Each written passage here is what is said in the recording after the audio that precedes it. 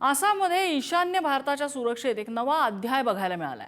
पंतप्रधान नरेंद्र मोदींनी ईशान्य भारतातली पहिल्या इमर्जन्सी लँडिंग फॅसिलिटीचं ऐतिहासिक उद्घाटन केलं। पंतप्रधानांच्या विमानाचं आपत्कालीन धावपट्टीवर लँडिंग करण्यात आलं। चीनच्या सीमारेषेवर असणाऱ्या इमर्जन्सी लँडिंग फॅसिलिटीचं महत्त्व काय आहे, आपण बघूया स्पेशल रिपोर्ट। ईशान्य भारताच्या सुरक्षेत नवा अध्याय।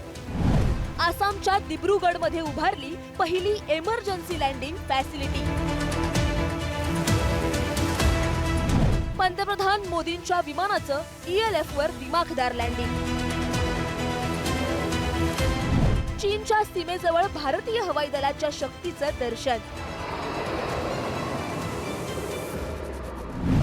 ईशान्य भारताच्या संरक्षण सज्जतेसाठी 14 फेब्रुवारी हा दिवस ऐतिहासिक ठरला। ही आहे आसामच्या मोरान इथल्या ईशान्य भारतातील पहिल्या आपत्कालीन लँडिंग सुविधेची धावपट्टी। पंतप्रधान नरेंद्र मोदींनी आसामच्या दिब्रुगडमध्ये देशातील पहिल्या इमर्जन्सी लँडिंग फॅसिलिटी म्हणजेच ELF वर भारतीय वायुसेनेच्या C-103J आणि सुपर हर्क्युलस या विमानाने लँड केलं। आसामचे मुख्यमंत्री हिमंता बिस्वा सर्मांनी त्यांचं स्वागत केलं। यावेळी वायुदल प्रमुख एअर चीफ मार्शल AP सुद्धा उपस्थित होते।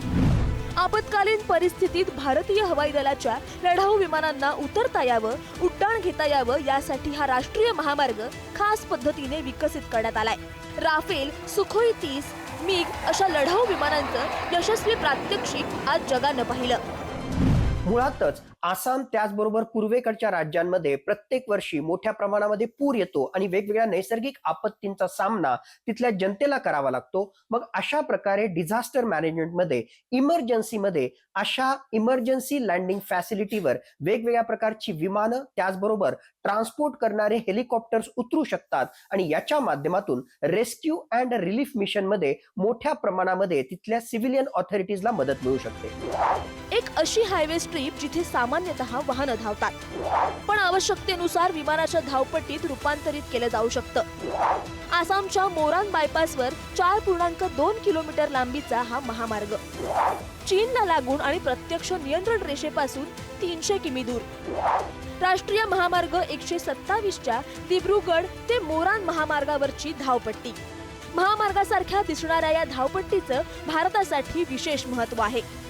युद्ध किंवा आपत्कालीन काळात लँडिंगची सुविधा।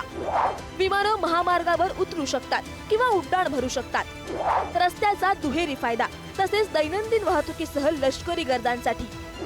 नैसर्गिक आपत्तीत मदत सामग्री पोहोचवता येईल। एअर स्ट्रीपमुळे ईशान्येकडील सामरिक महत्त्व वाढतं। दिब्रुगड आसामच्या वरच्या बाजूला, चीनी सीमेपासून खूप जवळ। आसामच्या आधी राजस्थान, उत्तर प्रदेश, तामिळनाडू आणि इतर ठिकाणी EFL बनवलेत। आपल्या भारताचा ईशान्य भाग हा चीन, म्यानमार आणि बांगलादेश या संवेदनशील सीमांजवळ आहे।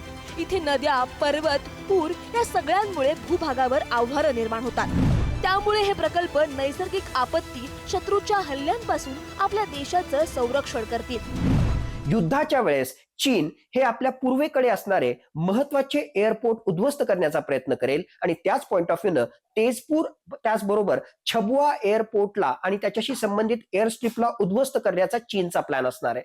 जर अशा प्रकारची इमर्जन्सी निर्माण झाली तर भारताच्या एअरफोर्सशी संबंधित फायटर एअरक्राफ्ट असो किंवा वेगवेगळ्या प्रकारचे ट्रान्सपोर्ट एअरक्राफ्ट हे इमर्जन्सी सिच्युएशन मध्ये या मोरान बायपासच्या इमर्जन्सी लँडिंग फॅसिलिटीवर त्या ठिकाणी उतरू शकतात आणि एक प्रकारे एअरफोर्सचं काम हे लिलया ते त्या ठिकाणी पार करू शकतात। पंतप्रधान नरेंद्र मोदी यांच्या उपस्थितीत भारतीय वायुसेनेच्या लढाऊ मालवाहू विमानांनी तसंच हेलिकॉप्टर्सनी चित्तथरारक हवाई कसरती सादर केल्या, ज्याने आपल्या सैन्याच्या युद्ध सज्जतेचं प्रदर्शन घडवलं।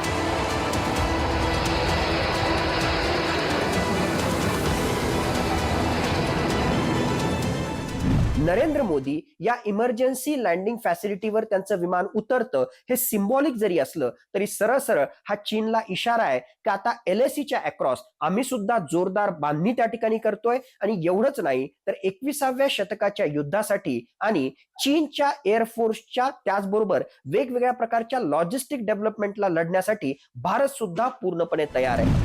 भारताने चीनच्या सीमेजवळ केलेल्या या कसरती नक्कीच भारताचं सामर्थ्य जगभर पोहोचवण्यासाठी पुरेशा आहेत। भविष्यातील कोणत्याही आव्हानांना तोंड देण्यासाठी भारत आपली मान ताठ ठेवून उभा आहे इतकं नक्की.